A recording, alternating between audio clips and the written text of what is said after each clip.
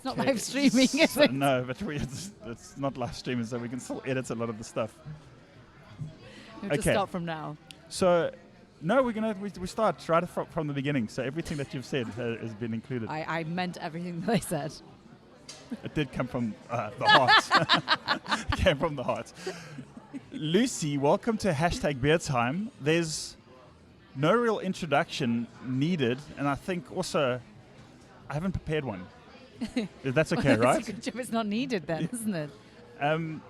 So welcome to #beertime. This is, I'd like to tell my guests how many times they've been on the show, but I can't remember how many. You've been on a few times. I want to say this is the 4th. I know the last time you were on with Greg and Murray Slater, but they kind of hogged the show. So I thought it wasn't really, we didn't give you enough airtime. Well, so, I appreciate the opportunity. So, well, I appreciate you joining us on #beertime. Should we have a beer? Oh, I've got one. You've got one. Am I allowed to carry on drinking? You're allowed to carry on drinking. What are we drinking? This is Space Invader. Okay. It is a Citra single hop IPA from Afro-Caribbean Brewing Company.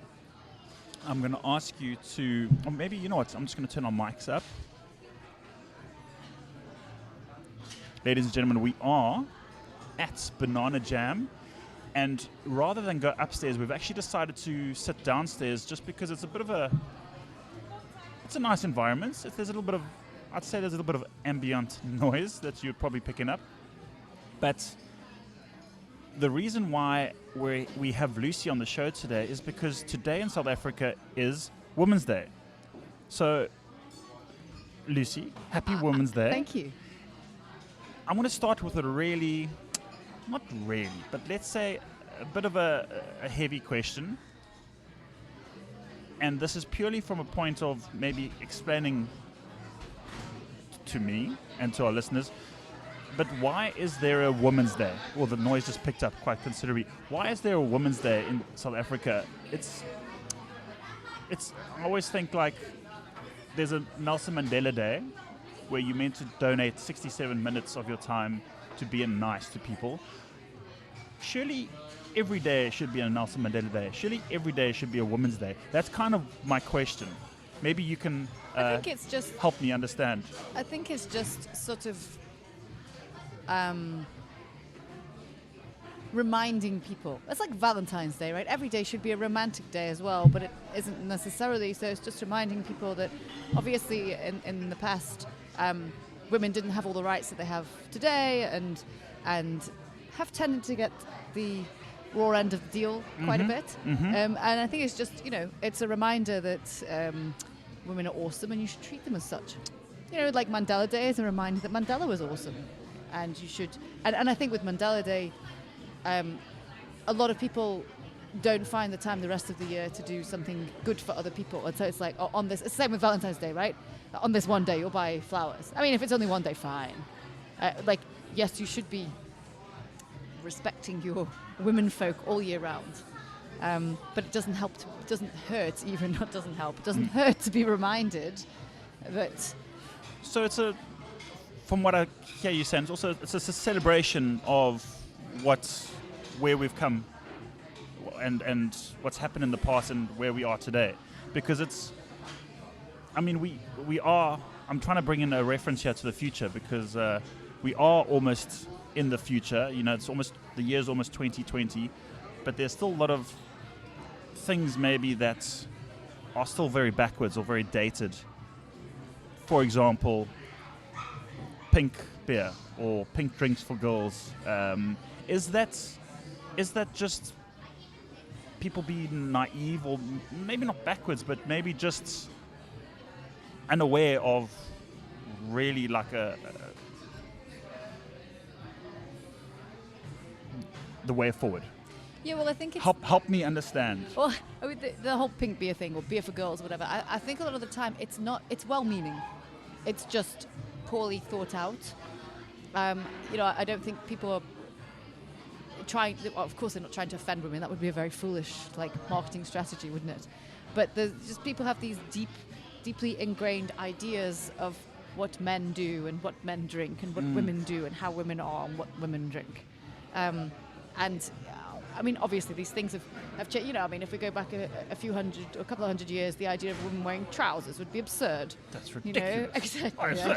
say. Or being able to vote, or you know, being able to drive, which in some countries is still an issue. Yep. But I just think these things take a very long time, and this, you know, this whole idea, the you know, women drinking beer or brewing, well, not women brewing beer, and they've been doing that for many centuries. But yeah, it's just this ingrained idea especially with an older generation, that is changing and will change in the future. We're already in the future, you know that, right? You know, in Back to the Future was 2015. We're like into the I'm glad you postmodern future. bringing it up, because that's kind of where I was going.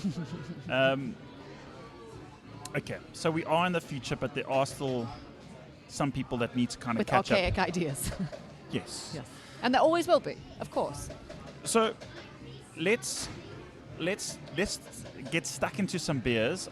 There will be a few questions about the beer industry in general, but I thought let's start with we've got this beer. It's kind of so here's the what's the word? Not a chaser. Is it an appetizer, chaser is when you have a shot of something and then you drink beer after it. Yeah. No, I don't do that because I don't do the shot side of things. I chase my beer with another one. But this is more of a amuse-bouche. You know, opens up the appetite for Sorry, just say that word again. amuse-bouche. Okay, so You know that little bit of bite of food that you get in a posh restaurant before your real food comes out? It's free.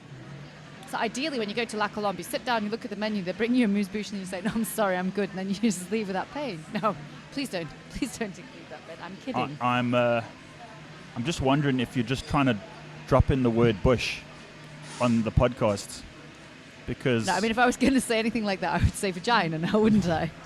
well, there you go, ladies and gentlemen. That's 1 point to Lucy. She's allowed to say whatever she wants. Seamlessly. Today. Yeah. Slipped in there. That's a terrible. Yeah. Let's move on quickly. Let's move on to our first beer. So I like to sometimes get a bit of a theme going with the beers that we have or what we're talking about. I do have a confession. I had 5 American beers from the same brewery that I was going to bring today that we were going to try. I think you accidentally drunk them all. Worse. They've expired. Ooh. Not by much. Shame on you. Why didn't you just drink them when you got them? Where did you get them from? Honest mistake. I really thought that I had them towards the end of the year, like in terms of they were only going to expire at the end of the year. I must have read something wrong. But you know how the Americans put the month first and then the date. So I think I might have. But if they're hoppy beers next time, just drink them. When you get them back. Hoppy beers are never going to get any better than.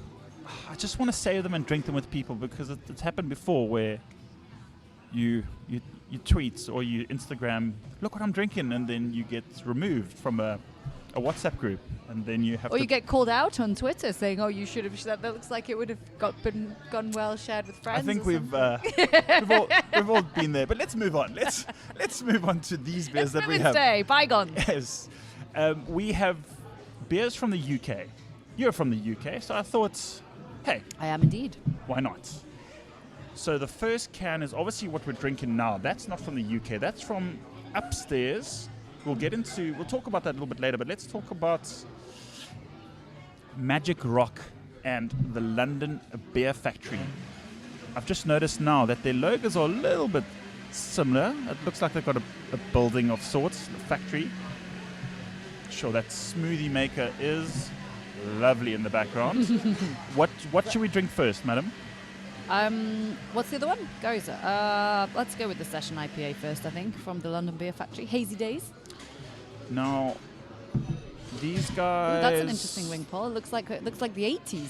So, for those of you who cannot see, it's called a 360-degree can opener because the whole lid peels off. And Don't even need a glass. I suppose 360 degrees because then you can choose. That's how many degrees there are in a circle. Yes. We're learning stuff. But the actual ring pull looks like one of those old school. Remember the ones that you would peel right off? Or are you too young for that? No. You get it on sardine cans and bully beef and. I don't know what bully beef is. Bully beef. So that's a South African thing where it's. Someone can call me out if I'm wrong. I think it's processed meat. all the Like a hooves, spam kind of all vibe. the hooves Corned and- beef. and But don't they have those rollback things? no, so this is exactly like a sardine can or a bully beef. If ever you were in a government school and went on a camping trip in South Africa, you would know what bully beef is. I did not. do Reference either in of my those old things. days. So you are quite old then. You seem old. I mean, Let's just focus on the not, beer here, madam. not as old as me, but I'm quite old. Let's move past the age thing. Let's talk about beer because I know we can agree on this. What do you think about these cans where the whole thing comes off? I'm not a fan, personally. They're difficult to pour, as you just demonstrated. It's To kind of throw it out. you have to. How are you gonna do this? I think Because the idea is, I imagine, that you drink from the can, but I don't think I'd rather just drink out of a can than... first thing, I'm happy to report that these beers are fresh. So yes, Yay. With the can thing, I like it because it's something new. It's something different. It's encourages people to be like, hey, check this can out. I'm going to drink it. Let's hope that the beer inside is actually decent. Can I take a sip from the can? Just You can do whatever you want.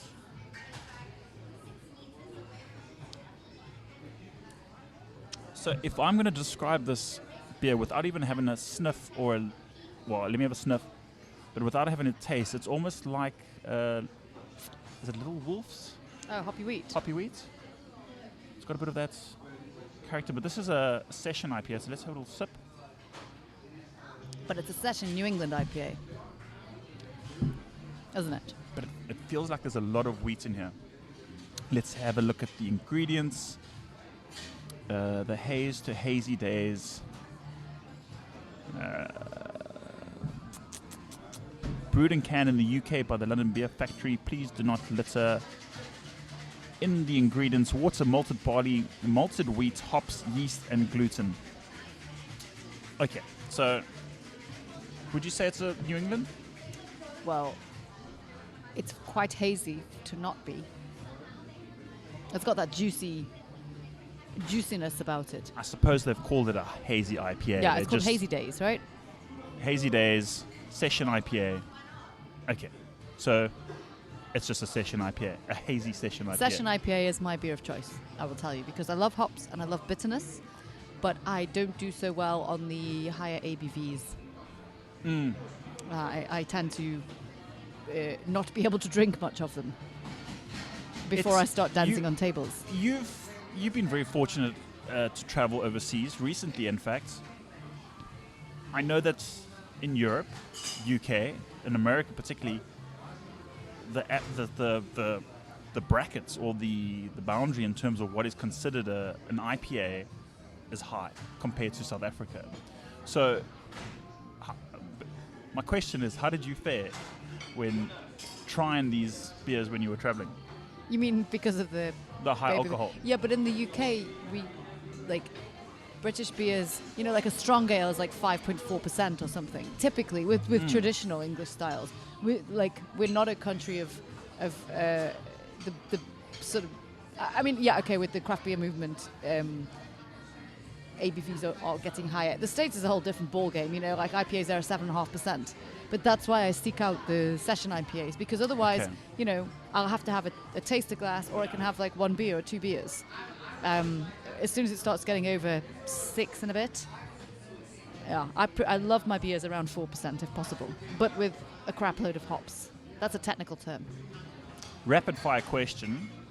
So would you go for a smaller sample of a beer rather than a full pint? Definitely. In most cases. I don't usually drink pints because generally speaking, two reasons. I like to taste, especially if I'm traveling and imagine you go to a banana jam but somewhere else and you've got 30 taps and you don't know any of those beers. I want to taste as many of them as possible. I can't taste 30 unless you do can I have a sip of that? Can I have a sip of that? Which would be kind of annoying after 4 or 5. So yeah, I like to taste, and same at a festival, like at the Woodstock Festival the other week. I want to try and taste as much as possible. So I can't drink pints of everything because then I'm very limited on how many different beers I can taste. I think you you did try as much as possible at the I the did. Woodstock Festival. I tried more than was possible, I think. Mm. But we'll move on from We that can there, move on. yeah, That's old. That's old news. The other reason as well is I think I tend to drink, if I've got a beer in my hand, whether it's a pint or a half, I tend to drink it at the same speed. So it's better for me to have half. So I rarely drink pints. Usually if you see me drinking pints, it's either because this place or this festival is not serving halves, or if it's extremely better financially. Like at Jack Black's tap room, it's literally like £5 more to get a pint than a half. So I drink pints there. Makes sense. I also think weather comes into it. If it's really hot, I don't think we have that issue here in South Africa. Maybe in the summer months, but I know, for example, in Thailand, when they serve you a 660ml or a 750ml bottle, And it's going to be warm by the time you need to go through you that. need a body to help you out with that. Yeah. So, yeah. Okay. So that was my rapid fire question. I was trying to think what else we were talking about, but we're talking about hazy beers. Does this beer? Do you approve of this? I do. session? I'm not the biggest Is there fan still of the whole New England thing, largely because I like IPAs for their bitterness, not just for their bitterness, like hop flavor and hop aroma as well. But and the New England IPA tends to not be so bitter, and the mouthfeel I don't love. This doesn't have that big, thick, juicy mouthfeel. Some of the New England IPAs to me, it's like they're chewy, and I don't find them thirst quenching. But this I enjoy. I've just thought of a question now. Now, I think it's safe to say that you've tried a lot of beers. I've tried a lot of beers. Does it get to a point where you are inundated with flavor on your palates, and then let's be specific here in terms of IPA or hoppy beers, does it get to a point where you just everything starts to mix into one, or does it become a little bit more refined as you drink more beers? For example, you can start to notice certain flavors, nuances in a different hop character, or I think what I'm trying to ask is, are beers getting more refined, IPAs or hoppy beers, or is it? I've totally lost my train of thought. I think like are brewers making the right beers in terms of hoppy beers, or is it just all a waste of time? No, I mean I think, whether you get sort of everything becomes the same. I think it depends on how you're drinking, how you're tasting. If you're just drinking it and you're not really thinking about it, which is perfectly fine, and don't expect everyone to sit around with a notebook, then you might not, it's just another hoppy beer, and for some reason I like this one more than this one, but I don't really know why. But if you're, not necessarily taking notes, but just consciously say, I'm picking up this from this, especially where beers list the hops, for example, then you can start to be like, okay, well I'm picking up this, and that's associated with this hop. That's why like the smash beers, so the Citra Space Invader is a smash, which is single malt and single hop. And then that can be quite interesting because you can work out what that hop smells and tastes like. So yeah, if you're paying attention to what you're drinking, then the more beers you taste, the more refined, I guess, to use a slightly fancy word, your palate is. But if you're just drinking for enjoyment, which is the best reason to drink, I guess. I'm just worried that for me, that maybe after drinking all these kind of hoppy beers, it all becomes a bit, excuse the pun here, hazy in terms of what I'm drinking. And then, yeah, I guess that's just my worry in terms of drinking too many beers. But you know what? I'm not going to complain about drinking too many different beers. I don't think anyone would really want to. There are worse problems. There are worse problems. So let's talk about the beer, the can that we're not going to open, but it is the same beer that was poured, the Space Invader. It was made by the lovely Rochelle, who is the head brewer of Afro-Caribbean Brewing Company. She was on the show, I think, 4 weeks ago with Greg. And it's super cool to see more women getting involved in beer and making beer. And I've often said on the show, South Africa is going to become the female brewing capital of the world. Is that a realistic thing to think about. Is it attainable? I don't know. How would you define the female brewing capital of the world? Like a higher percentage of female brewers than anywhere else? Maybe it's a quantity thing, but maybe not. Maybe it's where there's a quality thing where you get in the rate of brewers, the female brewers that are making damn good beers is higher than anywhere else in the world. Maybe there's a good academy. Maybe there's something that's happening. I like to think that it is something that we can aim for and achieve. I mean, I think it would be awesome. Like, of course, everybody knows that traditionally, around the world, women were the first brewers. Maybe not everyone knows that. Well, that they do now. Yes. And like throughout Europe, everywhere. Well, I don't know everywhere. That's maybe a reach. I don't know. But typically, women were the brewers, and then that sort of changed in the Industrial Revolution. Blah blah. But in South Africa, in Africa, traditionally still, women are the brewers. So if you're talking about sorghum beer in rural communities, women are the brewers. So the idea that we would have awesome female brewers in the craft beer industry in South Africa would be great, because it's a great link to the fact that still now women are the brewers in traditional, with traditional beers. So I mean, I couldn't possibly say whether, because I haven't tasted enough beers everywhere else and known which are brewed by women and which are brewed by men. I mean, to be fair, does having a vagina make you a better brewer? I don't know.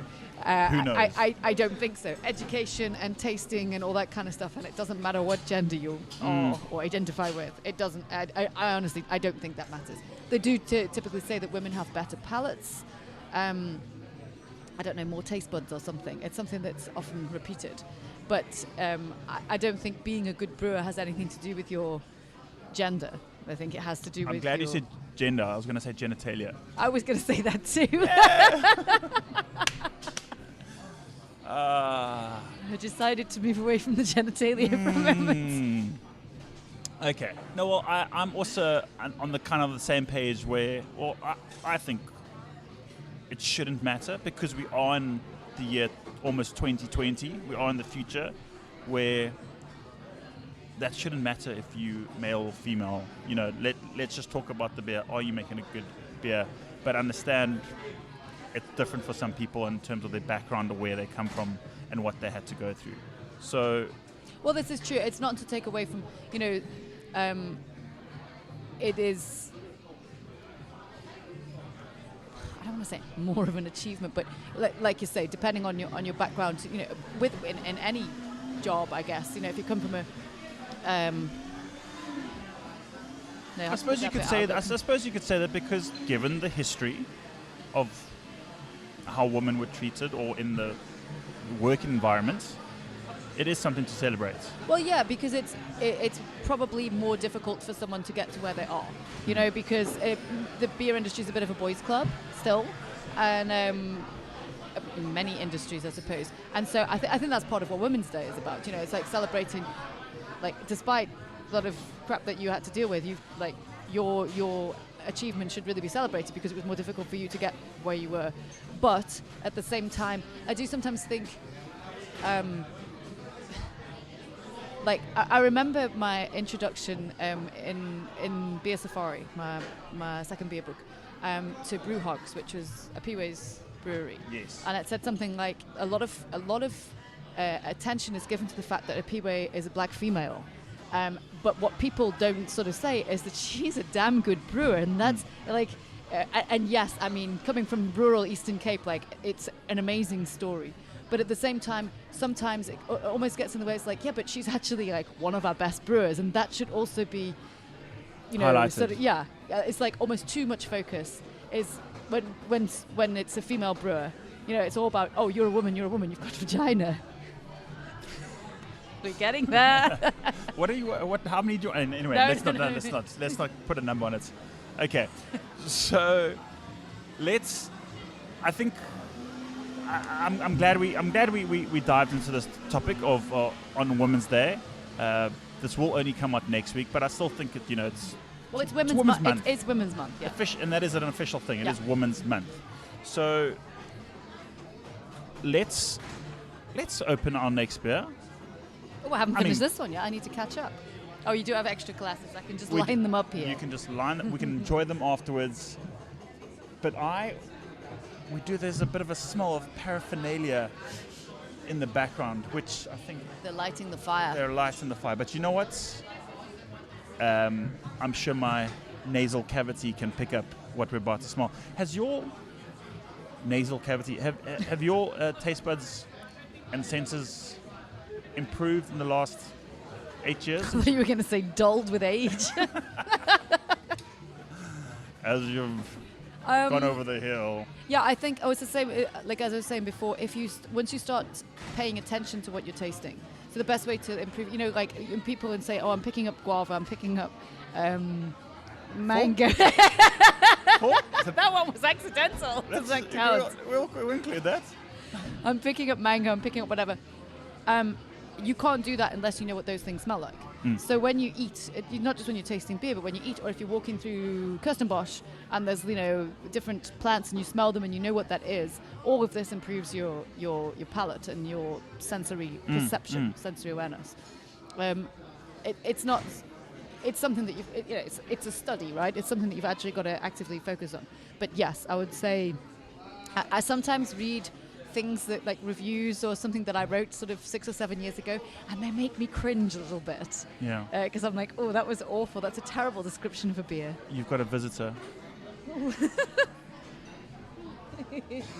Hello. Yes. We're almost finished, okay? Just don't bump the table. So like literally leans on the table. I didn't see it coming at all. You just get a little fried. What I wanted to ask you there is that you said it now, you trained almost to pick up these, you have to train yourself to pick up these things, because I think that's what maybe the general public haven't had the pleasure of going through, like what we've gone through. I say pleasure, but that is what it is. We've trained our palates to pick up certain flavors or aromas. I suppose that the only way for the general public to kind of get into that is to drink different types of beer and try and get interested, or I suppose if you want to think about it, go for a walk in Kirstenbosch. Well, this is when I'm doing sensory courses, and I tell people that they need to create like a taste memory, and so. Especially with the I usually do when I do the off flavors courses, teaching people about picking up faults in beer, and not everybody smells and tastes things in the same way. So we might both smell this beer, and you say it's mango, and I say it's guava, or you say you're picking up caramel, but I pick it up as toffee, something like that.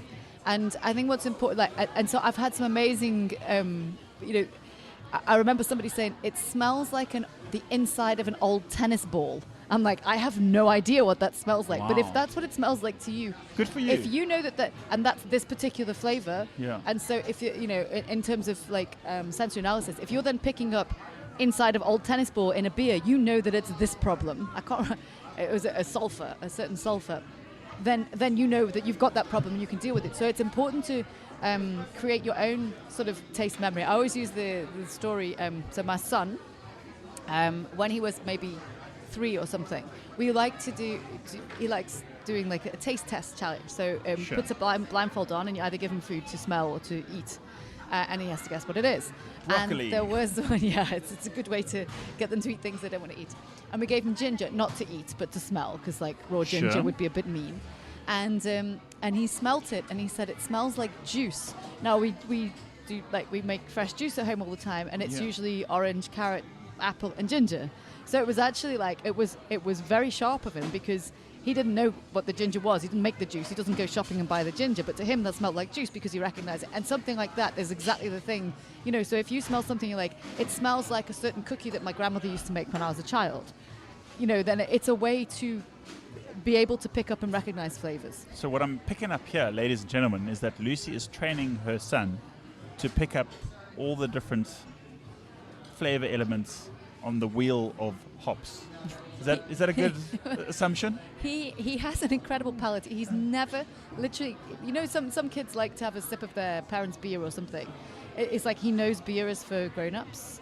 That's good. But he will, yeah. Disclaimer, that's good. Never had a sip. Yeah. But he likes to, sometimes when they're like something like this hazy IPA, if he smells it. So the other day he smells it. I like the smell of this beer, Mummy. It was the canned grenade from Drifter and Tiny Keg. Okay. And, it's a very fruity, juicy, and he said it smells like juice. It didn't smell like ginger, though. It was a different kind of juice, I guess. Tropical juice. He actually has a really... And then sometimes people send me their beers for evaluation when they've got a problem, but they can't quite pinpoint what it is.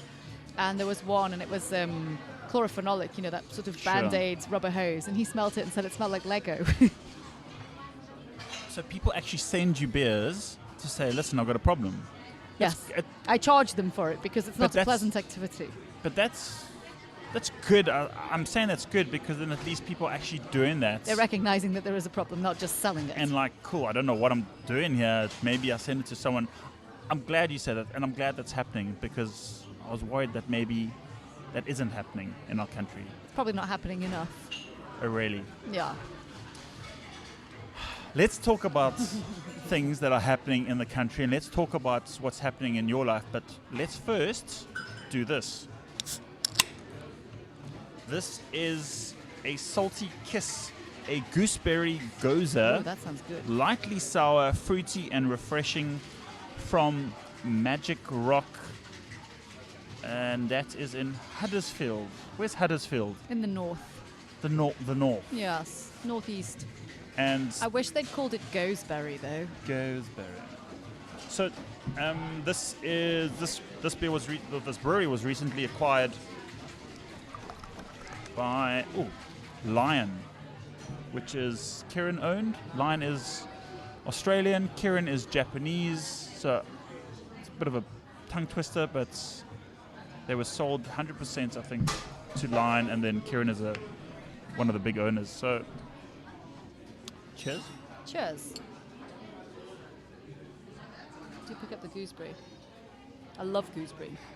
This is like green gooseberries, not Cape gooseberries, Those hairy green ones. Gooseberries are the orangey yellow things? Cape gooseberries are orange. This kind of gooseberry is green and hairy. I've never seen them in South Africa.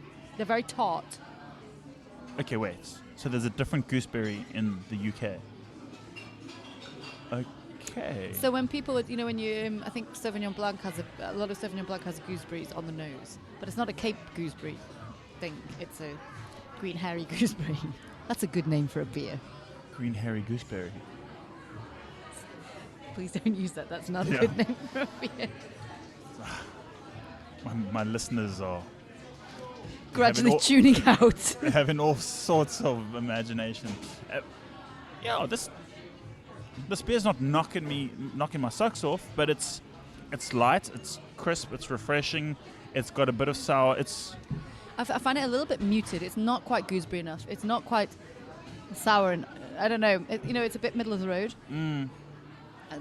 It's the Castle Light of beige. Gozes. Or you could say the Devil's Peak Light. The Devil's Peak Light. Ooh. What are your? Well, I'm saying because our listeners don't know, but what are your thoughts on that? I know we've chatted on social media. So Devil's Peak are bringing out a light lager, LITE, low in total energy, which is in a green bottle and looks very much like Castle Light. I'm surprised that word's not like trademarked reserved, or something. trademarked, I wondered, but I suppose it's like within the beer, because Miller Lite I think is with LIT as well, as opposed to Bud Light, which is LIGHT, so like lower in alcohol, I think. I understand why they're doing it. They've got big investors, big debts to pay, and I suppose what we have to do is separate the idea of, because they've now got their Afro-Funk program, or whatever you want to call it, initiative, which is basically the craft beers, and then the other stuff is their premium, not craft. I don't know. I feel like trying to go up against ABI is a fool's game. I think I have been thinking about it a lot, and I think if I was them, if I was in their shoes, there would obviously be a different path to take in terms of taking on AB InBev. But now they are in the position that they are in. So let's see that the mindset is maybe let's see what we can do to go up against these guys. And I think they are doing that. What you said, they are trying to create two separate identities within their brand. So the what's it called? Not Soul Barrel, Funky Barrel. Afrofunk. Afrofunk. I think I said about 3 different breweries there mixed into one. They gave a nice plug for Soul Barrel. Hey, Nick. So they've tried to split their brand into two, which I think a lot of the old-time craft beer drinkers can see. But I think in terms of the mainstream markets and people who don't know what's going on, I think when we're looking back in 10 years' time, maybe the people who remember will know, but the new customers won't give a damn, or they won't even realize who's who. I think the reason people care about this is because Devil's Peak were one of the earliest. They weren't like super early, weren't in there with like Jack Black and Darling, but they were early to the game, and they like, is this a phrase? Set the playing field. But like they were really the first people doing anything actually. They were the first to do to properly market a big American IPA, and the first to do barrel aged stuff, and the first doing sours, and the first cool labels. I don't think anyone else had. And the, all the collabs and all this kind of thing. And so people have have a soft spot for Devil's Peak, but they don't like this idea of the sort of the sellout. Now, obviously, they expanded and got the investors, and unfortunately, at the moment, the craft beer market isn't big enough for them to be able to sell enough beer to pay for the overheads or whatever. So they do need to do something. But as long as it's not at the expense, because over the past couple of years we've seen like lager, and I feel like it's almost at the expense of the craft side, and it's like they're losing their roots, and it saddens me because they were the trailblazers. That's the word I'm looking for. And I would hate to think that they lose that and they stop doing innovative stuff, just chasing profit, because that's not what craft beer is about at all. It's the antithesis of what craft beer is. Yeah, it goes back maybe to my point where maybe they are in a position that they're in now and they're trying to do something about it. Maybe they grew too quickly, and maybe they went to too big of an investment, and now they are on the back foot with all this capacity and room to or need to brew beer. It's gone from maybe in a bit of an enjoyment to maybe being a bit more, actually a lot more pressure in terms of having to produce beer to sell, to turn into cash, to turn into a profit. So, yeah, look, I'm still a big fan of Devil's Peak. I am too. And I agree with you. As long as they don't stop their experimental stuff, their barrel age, their and I know that stuff stuff doesn't make money for anybody, right? Everywhere that massive IPAs with a crap load of hops, or big Russian Imperial Stouts that have sat in a barrel for 9 months. These things don't make money, but they make reputations, and they keep people interested in, sort of keep you coming back. And I mean, they have been smart in this kind of separation of the premium and the craft, the Afro-funk stuff. But I'm seeing a lot more premium than I'm seeing Afro-funk. And it makes me a little bit sad. Of course, it's a great opportunity for somebody else to step in and become that trailblazer. Sure. Watch the States. Ooh. Well, you're allowed to drop some knowledge for... I suppose you are pretty much the president. Could we call you the gatekeeper? I think that you do have a Zool. You can call me Zool.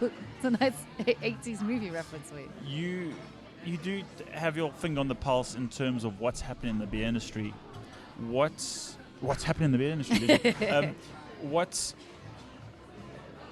Where do you see the rest of 2019 going? I mean, given that 2018 was a pretty shitty year, I think 2019 people's spirits have kind of lifted. There's been a lot of positivity. Whether people's sales are up, I'm not sure, but people's spirits are up.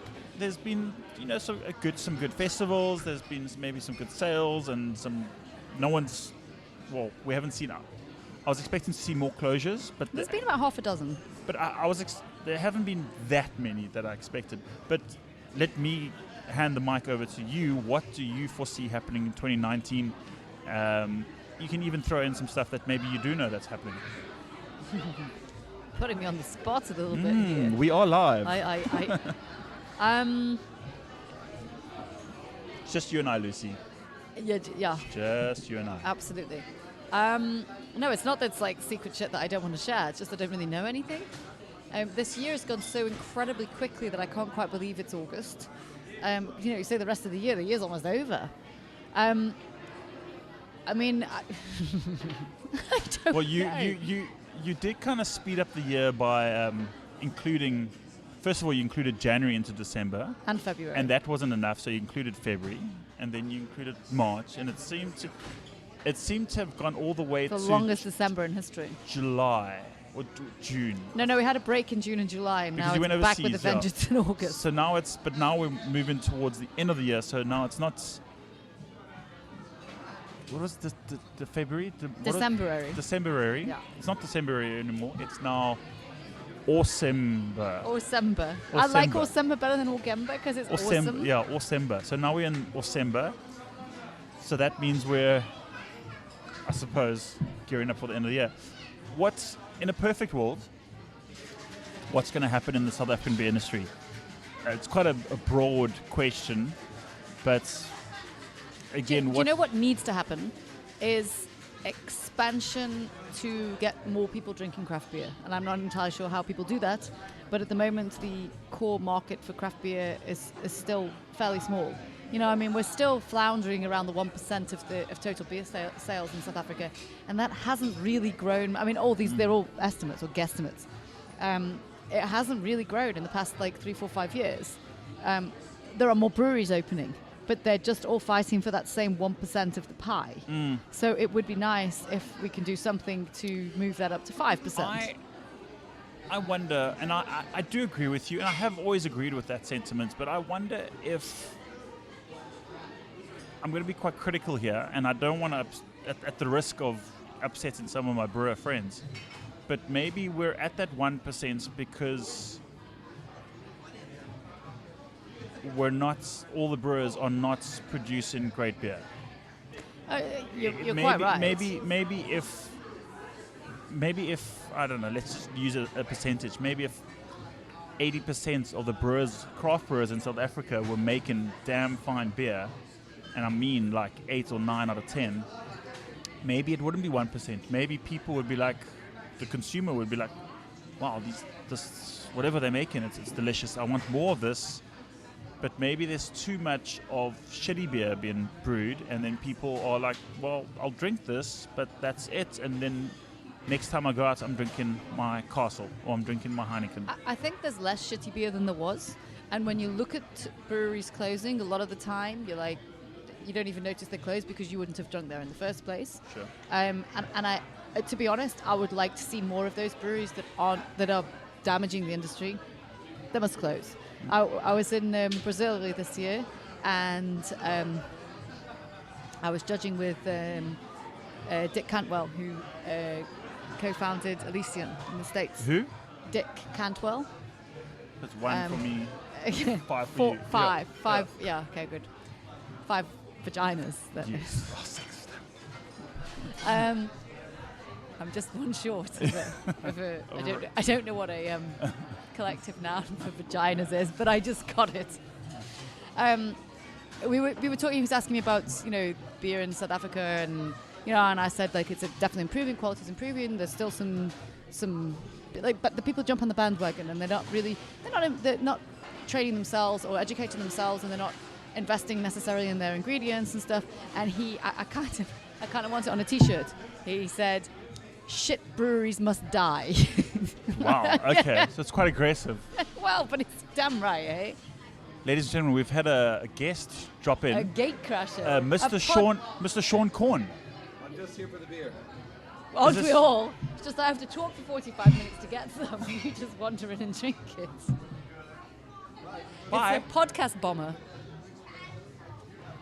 So, yeah, it is quite direct and saying all shitty brewers must bugger off, basically. But maybe it's more about the message to say, like, pull up your socks and let's get some proper beer made, because. And it is improving, though. I mean, I've got to say, it's a fine line between egging them on or coaching them on, like let's make some good beers, and then on the other side is like, damn it, man, let's WTF. Yeah. Let either do it. Do it or don't do it, right? Yeah. If you're going to do it, then do it properly and do it well. But otherwise, you are just harming the industry. And I do think that the percentage of brewers like that has decreased. That either they close, whether voluntarily or just failing businesses, whatever, or the ones that were perhaps making crappy beer have improved and upgraded their equipment and done some reading and research. There's still a way to go. I think the price point of craft beer is a big problem in South Africa in terms of like capturing a wider audience. And of course, it's going to be more expensive. The economy of scale thing. They're making small batches. They're using imported ingredients. But also, there is this tendency to just like whack on extra money because it's craft, and therefore you must pay more for it. I will say that it's maybe not always the brewers, but sometimes the retailers. Absolutely. I have seen some horrific stories quite recently where it's been, I think it was 75 Rand for King's Blockhouse, and I know how much a keg goes for. Yeah. I know how much you should be selling. So I think definitely, like retailers get greedy, but sometimes you'll find a brewer's beer at their tap room and you're like, but this can't I know how much this cost you to produce, and they're selling it at the same price that a restaurant might be selling it at. I mean, I've got to give a little plug and a mention here to Woodstock Brewery, who have the most reasonably priced tap room in South Africa, I think, on and off consumption. And the beers are good. Yep. And it's just like, and their happy hour is just stupid. But I think to kind of close that subject, I'm happy paying high prices for a beer if it's a really good beer. That's it. And at the moment, the majority of South African beers, as you said, are too high priced, but the quality doesn't live up to that. And I think that's where I think it's unrealistic to say to a small craft brewer, you need to lower your price. So you need to up your quality. You need to up your quality. That's pretty much the only solution. And the other thing that I would like to see, and I'm fairly sure we had this conversation, not the last time we chatted, but maybe the time before, is to see restaurants, higher-end restaurants, taking beer seriously. So your La Colombe's and your test kitchen type establishments. When we were in the States last year, we went to Michelin Star restaurant, and we went to a couple of like sort of not super high-end because they're rather out of the price range. But and the beer menu's 5 pages long. If you go to the test kitchen, you look if they've got 5 beers, let alone 5 pages. La Colombe have a wine list that's like an encyclopedia. You give it, you're like, oh my god, I can't even, where do I start with this? But the beer list again is half a page. And I know they have been actually working to increase it.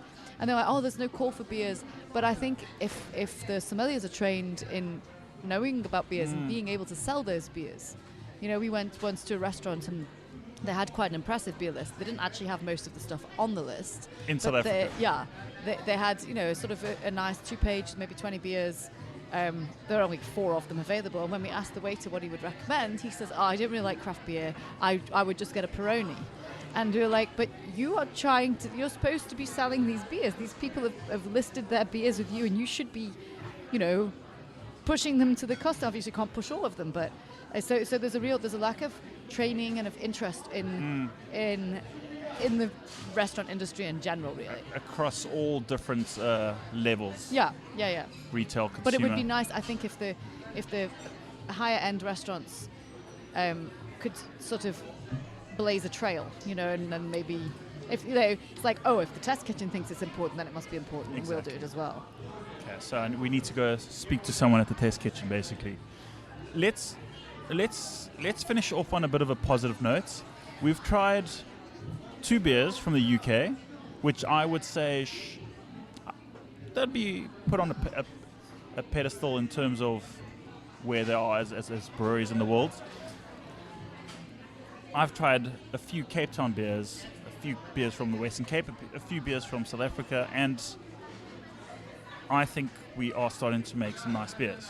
I think they are not just nice beers, but like amazing beers. Like, is that silly of me to think that? Or No, not at all. I think whenever I go overseas for a beery kind of thing, well, it's always a beery thing, because even when I went back to the UK, it was like a seeing family and friends thing, but we did a bunch of brewery tours, and I take South African beers with, and I take one or two things that are uniquely South African, so sure. Stuff that's got buku or rooibos or whatever, sure. But also then just some of my favorites.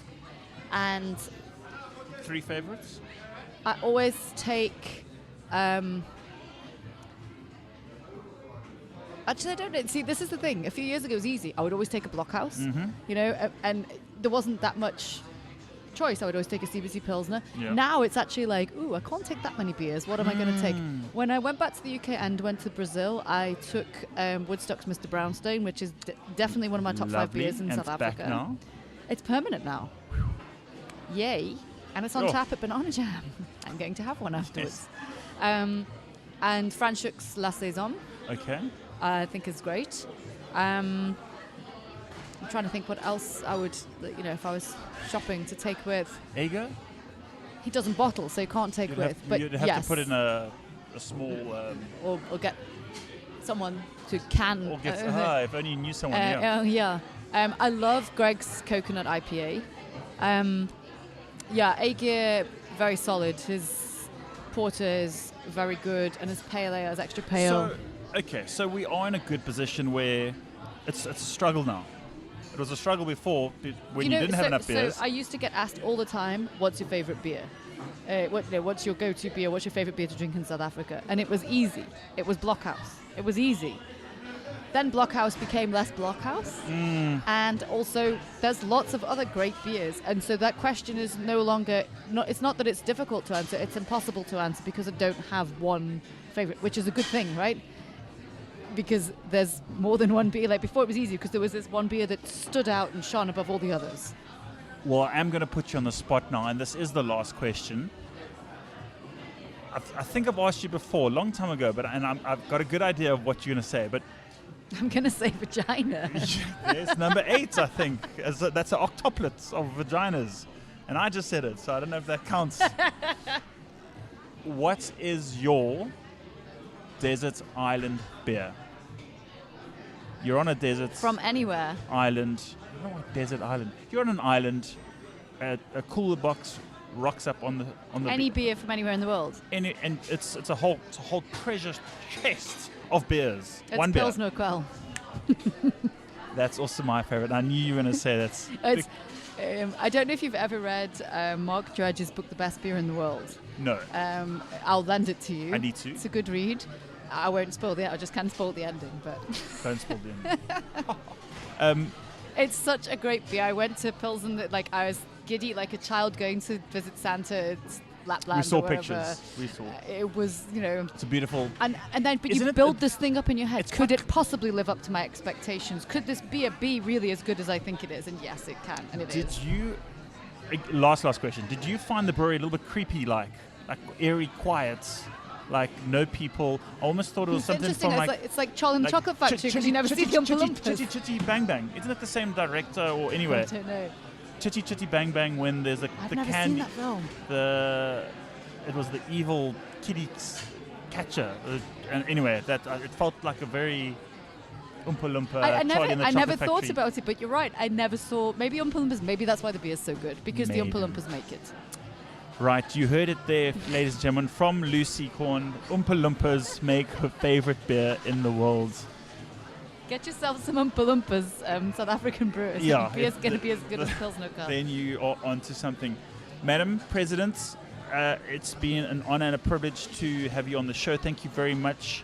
Thank you for everything you're doing for craft beer and just beer in general in South Africa. It is my great pleasure.